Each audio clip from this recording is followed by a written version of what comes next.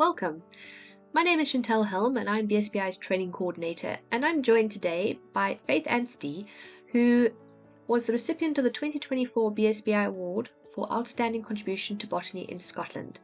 We're going to have a chat about the work that she's been doing and which was recognised as part of this award. So hi Faith, welcome to our what we're calling a fireside chat, though I don't have any fire near me, not yet. It's not cold enough for that, luckily.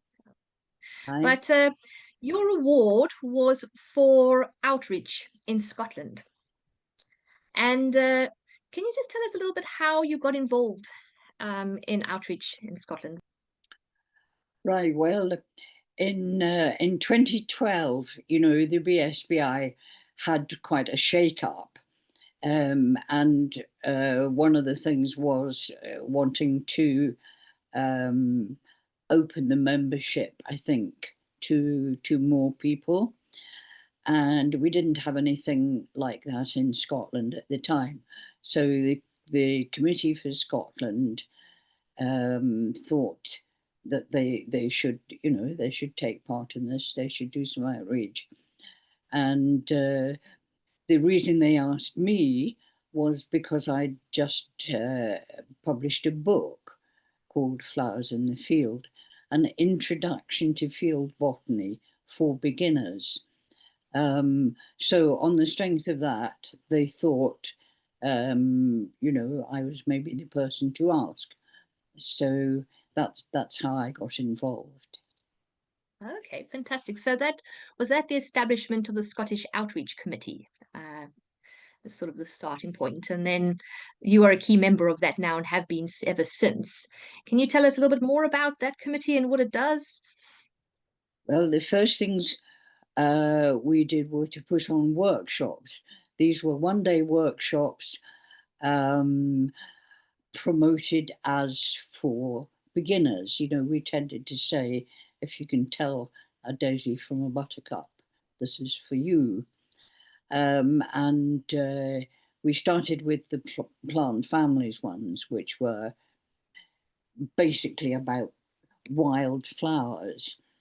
And the committee also discusses Identiplant, and we arrange training, field meetings for beginners, and general encouragement. And it has certainly swelled the membership. So the workshops that you run, can you give us a little bit more of a flavor of what they involve and how they work? So the way we approach it is like, suppose you were a beginner in philosophy and you went on a one-day workshop in philosophy and you were told, we are going to look at epistemology and axiology.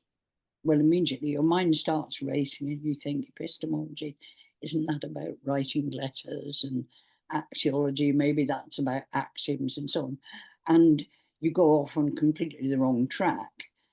Because if you were told, we're going to look at what it means to know something and what it means to value something, now you can relax because it's in words that you understand.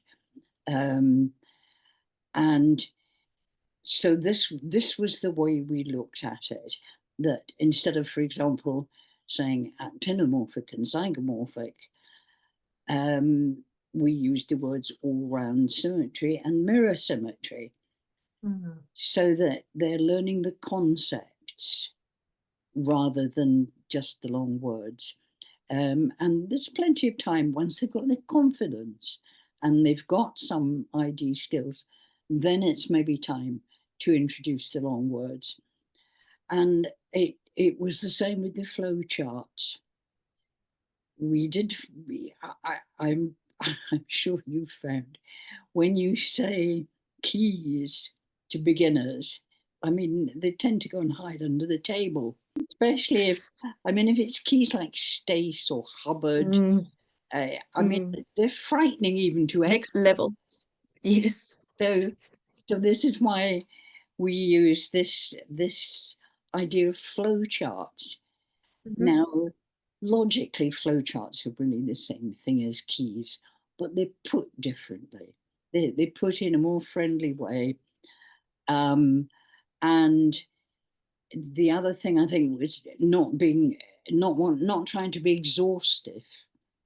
When you've Mhm. got a key like Stace, or even in the books like Francis Rose, you've got to cover everything. So Mm. keys have got to be complicated. And the workshops, I think, were also one of the great things was having small groups, to small Mm. hands-on groups with real experts, by which I mean vice county recorders and people as the tutors. And all the participants have said that that's what makes a real big difference to the workshops. And I wanted to ask you, what motivates you to focus on beginners? Do you have a special interest in beginners, I assume? Yeah. And it's because I have the great advantage of never having studied botany formally myself, not even at school. My career went in completely different directions, and I didn't take up botany again in earnest after sort of childhood until the 1970s. And at that time, there was nothing for beginners. There was no workshops. There were no books for beginners. I mean, there wasn't even the internet, if people can Hmm. Can you imagine imagine it? Yes. that. Yeah, it's a whole different world now. um, I had had to do it all the hard way, and Mm. when I was beginning to look at retirement, I thought, well, that's what I'll do. I'll do something for beginners in botany because I know what it feels like. Good. So you produced these little booklets you're mentioning, and I've got like one example. I think it doesn't come up with my screen a little bit. There we go. The Wildflower Family booklet, which is a lovely little booklet, nicely presented and all the rest. You take the family approach for many of your workshops, or is that your kind of starting point? Is that right? Right. The way I think about it is, supposing you wanted to know where Dunkeld, which is where I am, where Dunkeld is, and Hmm. you've got all the places in the world to choose from. Well, you don't start at the equator and go, no, it's not there. No, it's not there. No, it's not there. You know, you find out which continent it's on first, and then which country it's in, and which region, and so on, and you home in on it. So, um, most of the approach, even when I went on field meetings, was sort of playing snap. You've got the plant, you've got the book, turn the pages until you find a match. Oh, yeah, Hmm. yellow with Picture five matching. dots. This must be it, kind of thing. Um, and the only other approach was, I'm the expert, I'll tell you what it is, and I know it so and so because. And neither of those are organized approaches that are really suitable for Mm. beginners. They're not. I mean, educational principles don't suggest that that's the way to go about it. So that's why we chose families for the large class of wildflowers in general. But the grasses and so on, well, they're all one family anyway. So Mm. Mm. we just I asked a lot of people and looked at the database and so on, and decided which were the 20 most common, and those are the ones we do. Yep. Okay, so you've created these booklets, quite a few of them. Do you have any stories behind what? No, I think you've kind of intimated already in some of your answers about the stories behind these, but do you have anything to add about all the different ones that you've produced? I don't know about stories, as I say, they all started life as collections of handouts for the workshop. Mm. And then I thought, well, we might as well make somebody, I think somebody on the committee said, why don't you make them into a booklet? Yeah, good plan. And then I thought, well, we might as well put them on sale. So they're all Mm. they're all self-published. Um, and the one you showed, the plant families one, that really does sell very well on Amazon and so on. I actually sold one this morning. Yes. No, And they are great because they're nice and accessible, nice and not too expensive. So really nice to have and easy to pop in your pocket. and they're waterproof.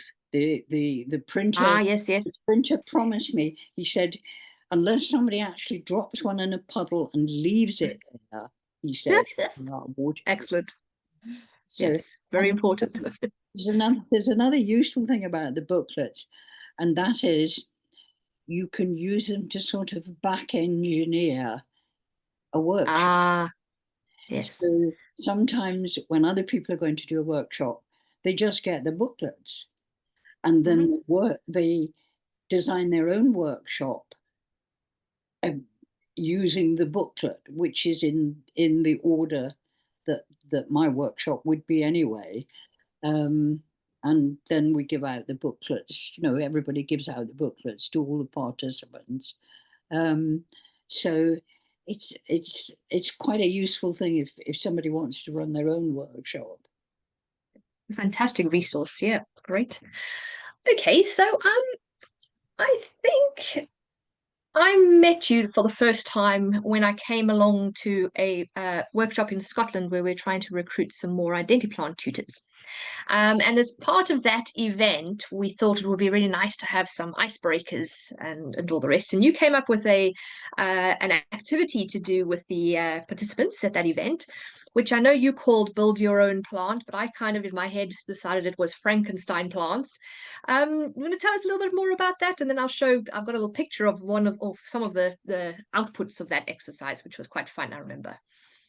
Well, I do think your title is much better, Frankenstein plot. I think that's very good. So before the thing started, we all went out. The people who were running it went out and collected lots of bits of plants. Individual leaves, individual petals, stalks, and things like that, and put them all on the table. And then the teams had to design a plant from scratch. But the thing was, it had to be a member of a particular plant family. So then they stuck all the bits on a card to make this plant, a flower from here and a leaf from there and so on. So long as the family characteristics were right. And the other teams had to guess what plant family it was. And it seemed to be that they all enjoyed it. And it did actually work as quite a good icebreaker. But I don't know where it came from. It just popped into my head, the idea. So it was great. And I think it was also a really nice way of thinking about the family features and knowing what they are and then creating your own plant. I loved it. So thanks very much for that. It was really good. So throughout, we've been talking about the fact that you've created these booklets and the workshop resources available. You've got handout and this kind of a pack that's possible for other trainers around outside of Scotland, of course, and everywhere to be able to make use of. So can you provide some guidance for if trainers want to take those up and what to do if they're interested in going forward with them? Well, that was the intention from the start, that anybody should be able to use them. So, frankly, they only have to ask if they want if they want sets of the booklets. In Scotland, anyway, the BSBI has always paid for those at wholesale prices, sort of thing. Mm, Um, fantastic. so everybody's very welcome to them, to the programs that we use, and even the tip sheets that we give to tutors and that kind of thing. Just ask. Wonderful. One last question. And I saw that recently you published a really lovely plant life puzzle book. I bought a copy as it came out, I think, and I've been having a go. It's a nice thing to do whenever there's a few 5 minutes to play around with. Tell us about what motivated you to do that and sort of what kind of things are involved in it. Well, I'm just fond of puzzles. Um, in some of the booklets, we've got little quizzes, and they work as a sort of revision exercise, Hmm. as you go through the booklet. But also for many years, I was sort of partly employed by a national newspaper, I like cryptic crosswords. So this book is full of, it's got crosswords in and different sorts of puzzles and quizzes and problems, and they're all color coded, for suitable for beginners, children, and some, I hope, that would challenge expert botanists. There we go. Yes. So there's a lot. How many puzzles altogether? Oh, 60, How many puzzles? 65, 60. Yes, 65 it's a good number. puzzles Keep you altogether. busy. That's the sort of thing Yeah. you get. Yeah. Fantastic Christmas stocking present, I would That's suggest. what I'm hoping with Christmas coming up. I think it's the sort of thing everybody could do, round the Christmas fire or whatever it is. It's been an absolute pleasure talking to you, Faith. Thank you very much for coming today to do this. So nominations for the 2025 awards are open now. So if anybody wants to make nominations for that, the deadline will be the 31st of December. So really hope to see those coming in for next year's award. Thank you so much, Faith. Thank you.